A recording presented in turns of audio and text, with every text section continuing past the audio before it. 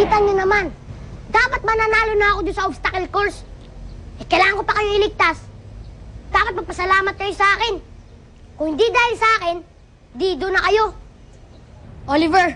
Haji? Salam. Sabi kasi ng tatay ko, may naligtas na isang buhay, paano rin naligtas ang mundo.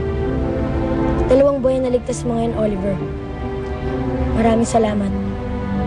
Maraming salamat. Okay lang yun!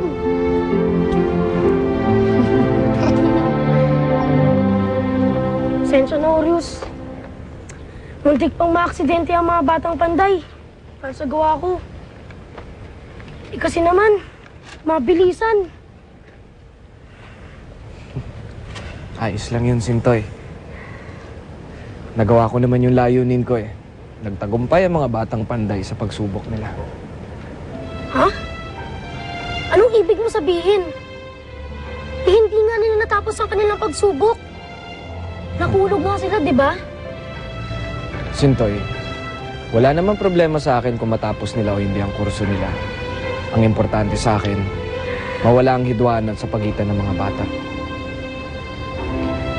Kailangan buong espada para matalo nila si Lizardo. At ang 3 piraso ng espada ay nahati sa 3 bata. Ngayon, kung hindi sila magkakaisa, hindi nila matatalo si Lizardo. Tagumpay nga. Nagtulungan ng mga bata at naiwasan ng mga aksidente dahil nagkaisa sila. Ngayon, bati na sila.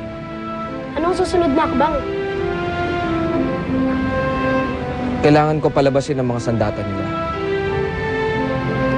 Paano mo gagawin yun? Hindi ko lang kung paano. Pero may naisip akong paraan. Ang saya-saya ko. Friends na kayo. Akala ko kakalaban kayo sa buong training natin eh. Pwede rin naman. Kaso, friendly competition lang. Basta ngayon, kakaibigan na tayo. Tayo tatlo. Di ba, Charlie? Oo naman! Laki naman ng ngiti mo. Parang wala nang bukas ah. Kasi wala akong ibang mga kaibigan eh. Kailang mga kaibigan ko. Ganon? Pues, simula ngayon, meron ka ng best friend. Wag! Ito naman. Parang hawakan lang yung ulo, galit na agad. Oo nga, Charlie. Ano bang meron dyan? At parang di kita nakitang hindi suit ang sombrero mo.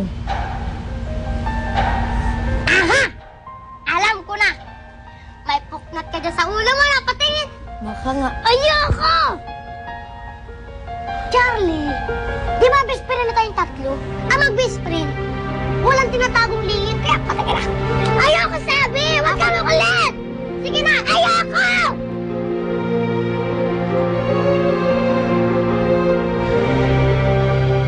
Ano ba problema niyo?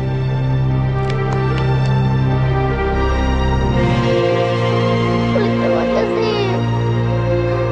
Sabi na ayoko patanggalin.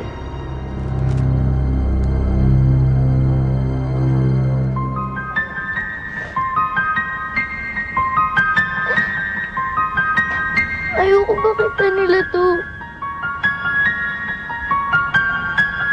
Sa ngayon sinasabi nila, kaibigan nila ako. Pero pag nakita nila to, pinatakot at mandidiri sila sa akin. Kaya hindi pwede. Hindi ako papayag na makita nila. Ajit, Oliver, tunay na itsura ko.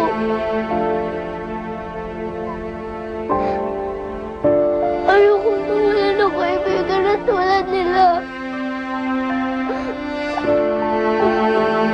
Wala pa rin balita kay Charlie. Pinalibot ko na yung security, pinakuusap ko na lahat ng kaklase niya, wala pa rin. Palagi na lang ba tayo mag-uusap ng ganito? Eh, pangalawang beses na lang tayong iniwan, di ba? Tessa, anak ko si Charlie. Hahanapin at hahanapin ko siya tuwing mawawala siya. Ay, nako. Ang kulit mo talaga, James. Hindi mo siya katugo. Ampon lang siya. Eh di kung gusto niya lumayas, eh di lumayas siya. Aren't you at least a bit concerned na nawawala siya? Why would I be? Alam mo, minsan, naniniwala akong hindi siya tao. Pero mo, bigla na lang siyang kinukuha ng ilaw. Tessa, can you please shut up? Anak ko si Charlie. Hindi ako papayag na pagsalitaan mo siya ng ganyan. Hahanapin ko siya kahit anong mangyari. Ikaw ang bahala, James. But don't expect me to help you. Okay?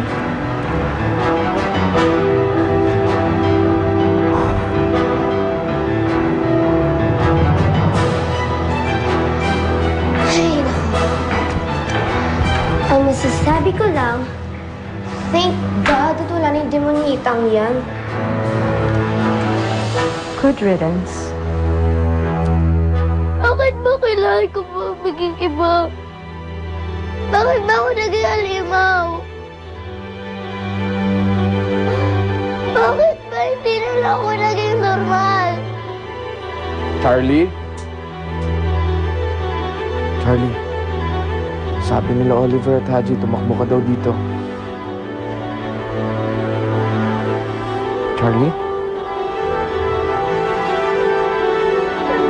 Bakit? Bakit may sungay ka?